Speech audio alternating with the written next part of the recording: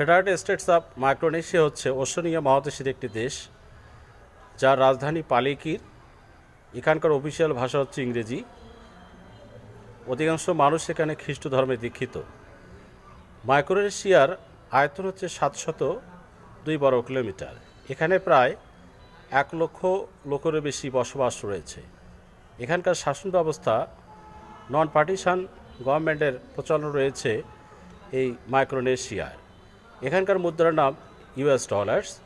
সময়ের আবর্তনে অনেক ইউরোপিয়ানরা এখানে এসেছিলেন এবং সর্বশেষ দ্বিতীয় বিশ্বযুদ্ধের মধ্য দিয়ে যুক্তরাষ্ট্র তারা মাইক্রোনেশিয়ার দখল নেয়। অবশেষ সময়ের আবর্তনে মাইক্রোনেশিয়া 10 মে 1979 খ্রিস্টাব্দে তারা যুক্তরাষ্ট্রের কাছে স্বাধীনতা লাভ করে। আপনারা অনেকে জানেন যে মাইক্রোনেশিয়ার মানুষ অধিকাংশ কৃষি, পর্যটন, শিল্পের উপর নির্ভর করে তারা জীবনযাত্রা নির্বাহ করে। আপনাদেরকে ধন্যবাদ।